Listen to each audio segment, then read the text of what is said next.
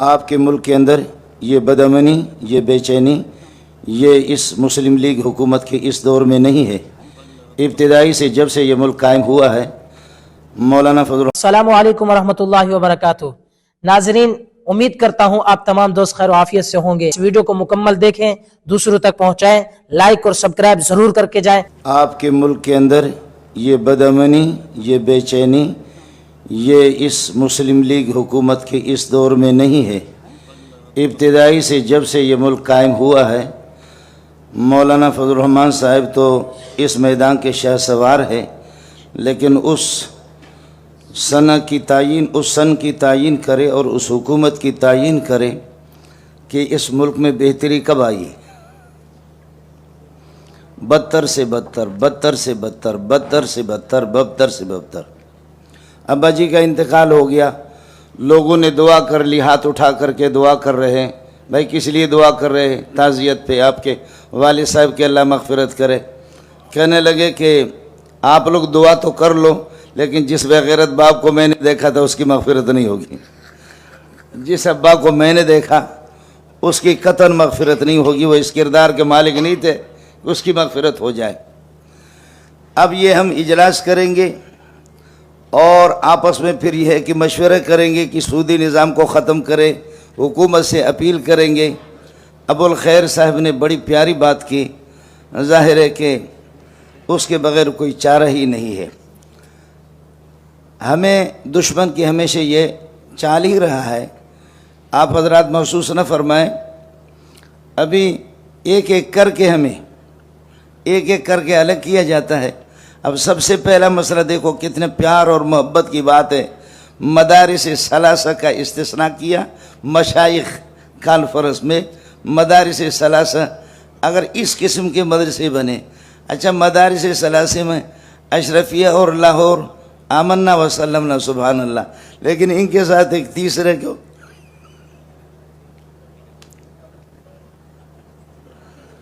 مدارس ثلاثہ میں تو اسنتان تو ٹھیک ہے، لا کلام فیہما، لیکن تیسرے جس مدرسے کو آپ کو پتہ بھی ہے، آپ علماء ہیں، نتیجہ ہمیشہ ارذل کا تابع ہوتا ہے، نتیجہ ارذل ہی کا تابع ہوتا ہے۔ ان دو پاکیزہ مدرسوں کو اس محتمم کے ساتھ کیسے نتھی کر دی، اور پھر ادارے ہمارے حکومت کا اندازہ اس سے آپ لگائیں، حکومت کا اندازہ بے بسی کا اس سے لگائیں کہ ہماری عسکریت قوت بھی ختم ہو گئی، حکومتیں بھی ختم ہو گئی، کہ اس قسم کے افراد کا سہارا لے کر کے مشائخ سے تعبیر کر کے دینی عوام کی مارکیٹ میں اگر آپ ان کو بھیجنا ہے۔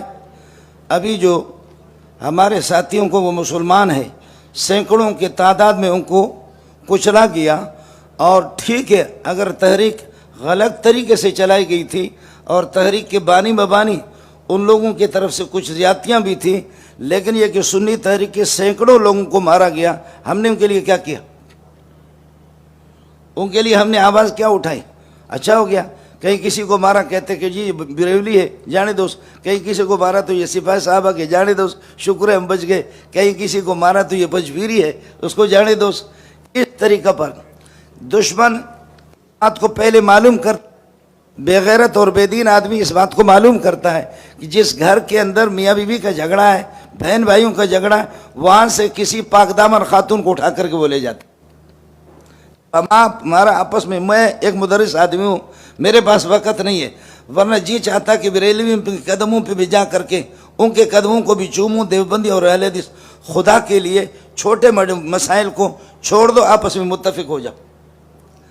دوسرا مسئلہ آپ کر لیں، یہ کافی یہاں دوسرے حضرات بھی موجود ہیں، کھلاڑی حضرات بھی کچھ مجھے نظر آ رہے ہیں آپ کی اس مجلس کے اندر، وہ بھی نظر آ رہے ہیں۔ یہ مسئلہ میرے خیال میں آپ سے پہلے حکومت کو بتا بھی دیں گے، لیکن آپ اس مسئلے کو کیسے ختم کریں؟ آخر پنجاب کے اندر انڈیا کی مداخلت نہیں ہے، سندھ میں نہیں ہے، خیبر پختون میں اور بلوچستان میں آپ کچھ بھی کر لیں، بخدا مغرب کے نماز کے بعد کوئی مولوی چل کر کے مجھے دکھا دے، مغرب کے بعد ہمارے تو فتویٰ ہوتے ہیں، لیکن اس بات کو سوچیں، بخاری مسلم ترمذی کی روایت ہے، من قتل دون مالہ فہو شہید ومن قتل دون عرضہ فہو شہید. جو اپنے مال اپنے دین عزت پر ان کے جہاں وسائل ہے خیبر پختون میں اور بلوچستان میں جہاں وسائل ہے وہی مسائل ہے, اس کے بغیر کر لے. آپ کے 75-80 سال گزر گئے, خدا سے کشتی کی, سودی نظام, اور اب سفارشات ہم پیش کر رہے ہیں, ہم اپیل کر رہے ہیں.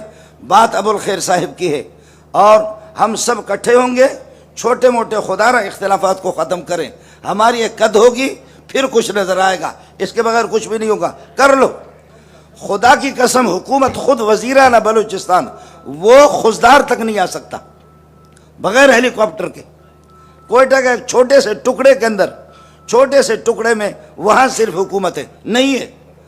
ہمارے فوجی بھائی جو ہمارے مسلمان ہیں, ہمارے ملک کا عظیم سرمایہ, ان کو کون مروا رہا ہے؟ جزاک اللہ, جزاک. اس لیے میری گزارش یہ ہے, ہمیں متفق ہونے کی ضرورت ہے.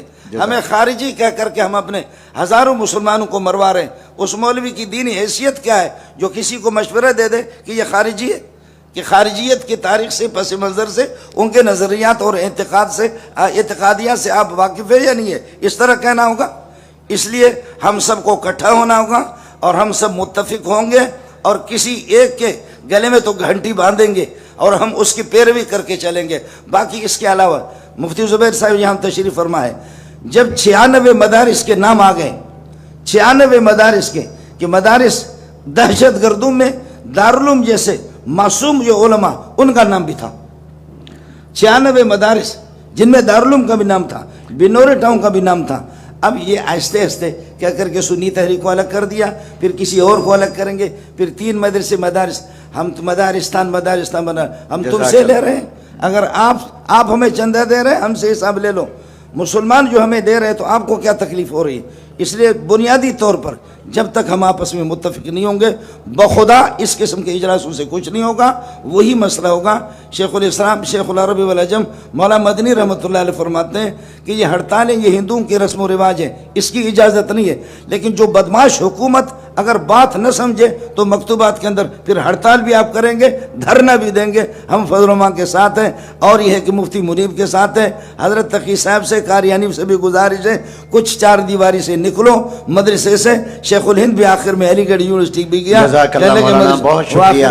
درخواست کروں گا مولانا حکیم محمد مظہر صاحب بیمار ہیں, ان کو جانا تھا تو میں نے کہا 2 جملے فرما دیں. ابھی بہت سے حضرات کے خیالات سے ہم نے مستفید ہونا ہے. آپ حضرات کافی دیر سے کئی تشریف فرما ہیں اور آخر میں انشاءاللہ اعلامیہ بھی حضرت مولانا مفتی منیب الرحمن صاحب دامت برکاتہم آپ کی آراء کی روشنی میں پیش کریں گے.